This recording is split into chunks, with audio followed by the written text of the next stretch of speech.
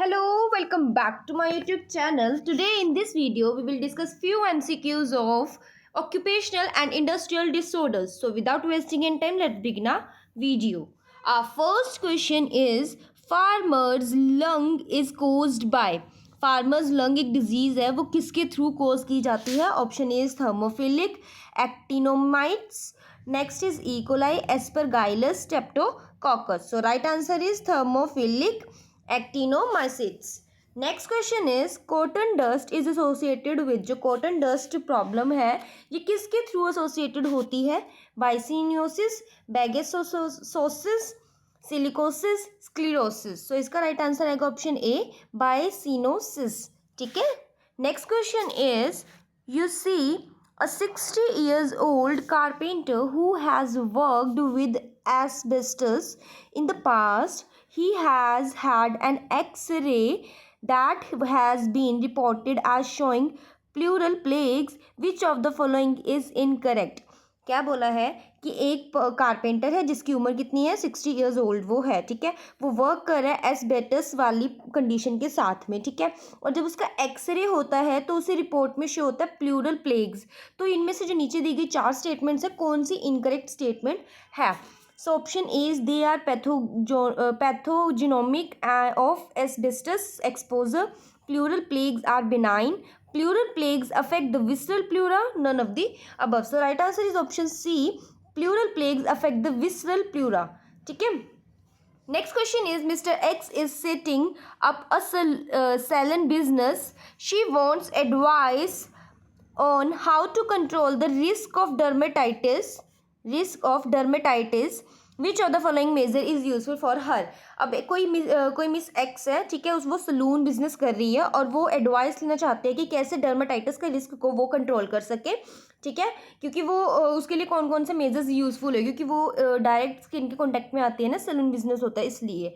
So wet work policy, visual inspection, promote clean up, spillage, all of the above. So right answer is option D, all of the above. सो ये सारी चीज़ें करने से क्या होएगा कि वो अपने आप को डर्माटाइटिस के रिस्क से बचा सकती है.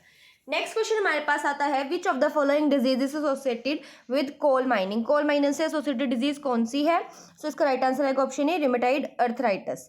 Next question is you undertake screening in a bakery in which a case of occupational asthma has been diagnosed. You see a gentleman who has a wheeze that only occurs at work. Which of the following statement is true? कि एक bakery है. ठीक है. उसके अंदर screening चल रही है तो वहाँ पे क्या होता है कि एक ऑक्यूपेशनल अस्थमा वाला पेशेंट है जो डायग्नोज हुआ है और उस जेंटलमैन को वीज अक्कर होती है काम करते टाइम. तो कौन सी स्टेटमेंट इसमें से ट्रू होएगी? और respiratory mask will help alleviate his condition. Legally his employ should relocate him. Symptoms have no correlation with length of exposure time, all of the above. So इसका जो राइट आंसर आएगा वो आएगा option B, legally his employer should relocate him, कि उसको उसकी जगह change कर देनी चाहिए. नेक्स्ट क्वेश्चन हमारे पास आता है carcinogens tetrachloroethylene is used in which industry. कि ये जो है कार्सिनोजन टेट्राक्लोरोइथाइलिन ये किस इंडस्ट्री में यूज़ की जाती है? तो इसका राइट आंसर आएगा dry cleaning, option A. Next question हमारे पास आता है which of the following occupational hazard is paired with the disease that is causes. कि कौन से ऑक्यूपेशनल हैजार्ड जो है वो पेयर किए गए हैं जो कॉज करती है डिजीज़ को. ठीक है. सो ये आपके पास ऑप्शंस है.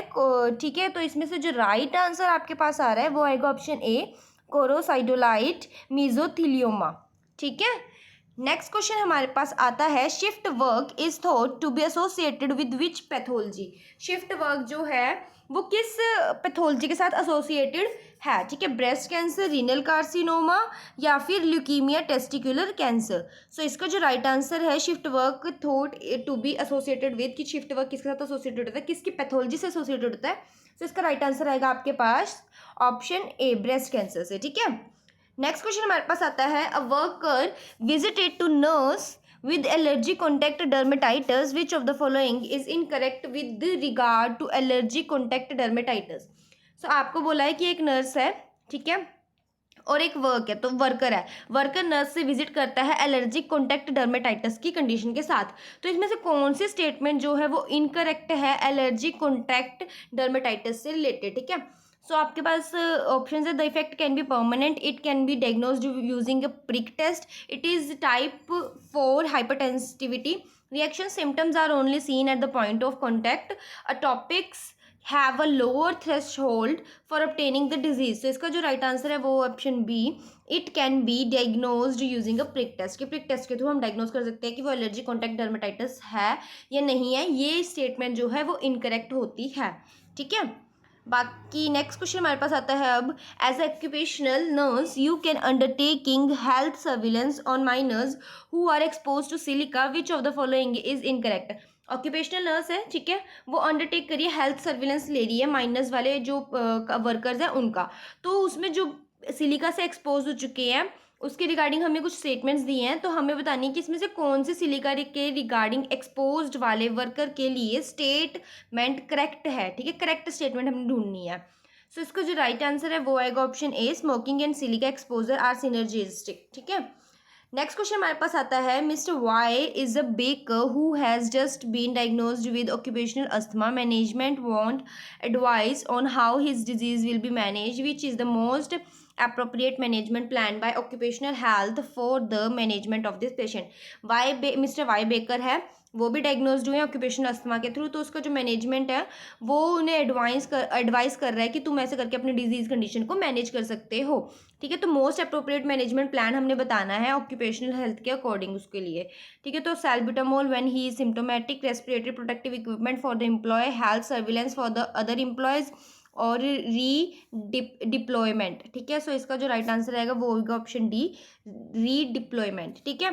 नेक्स्ट क्वेश्चन हमारे पास आता है, which of the following is not an occupational lung disease, कि कौन सी ऑक्यूपेशनल लंग डिजीज नहीं है, ठीक है। सो इसका जो राइट आंसर है वो है option D, cancer of breast जो होती है वो लंग डिजीज नहीं होती, ठीक है। नेक्स्ट क्वेश्चन हमारे पास आता है, occupational asthma, a mechanic get wheezy every time he uses 2 parts pain, who you diagnosed occupational asthma after various investigations have been undertaken, which of the following is correct। occupational asthma है, ठीक है, mechanic है, उसको हुआ है, V G होती है उसे हर टाइम जब भी वो 2 पार्ट पेंट में करता है या कुछ भी काम करता है उस टाइम पे, ठीक है। तो हमें ये जो अस्थमा है ये डायग्नोज किया है हमने कुछ इन्वेस्टिगेशंस के बाद में, ठीक है। सो हमने बताना है कि इसमें से कौन सी स्टेटमेंट जो है वो करेक्ट है। So IgE is always raised in occupational asthma. You can get rhinitis with the condition or can be diagnosed with twice daily peak flow readings for 2 weeks at home and at work. Does not require health surveillance of other workers. Is not an IIDB disease.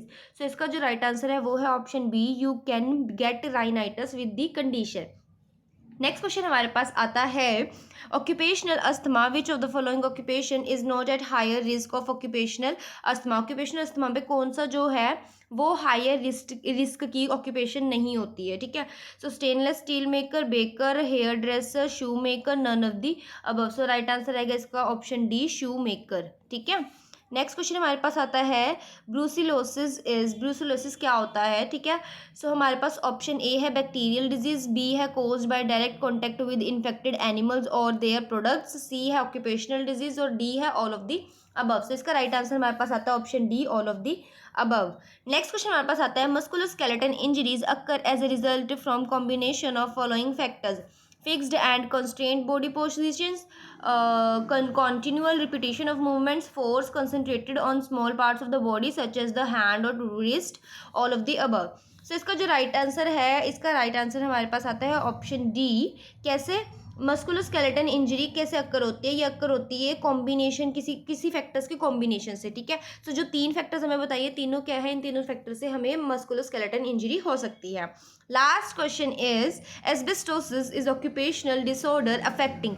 Asbestosis एक occupational disorder है जो कि affect करता है, किसको करता है affect, ठीक है, लंग्स को, स्टमक को, हार्ट को कि किडनी को। तो इसका राइट आंसर आएगा ऑप्शन ए, लंग्स को। सो आई होप आपको समझ आया होगा। अगर आपको कोई भी डाउट है तो आप हमसे हमारे टेलीग्राम के डाउट ग्रुप में पूछ सकते हैं और आपको इस वीडियो की PDF जो है आपको हमारे टेलीग्राम चैनल से मिल जाएंगी। सो मिलते हैं नेक्स्ट वीडियो में, बाय बाय।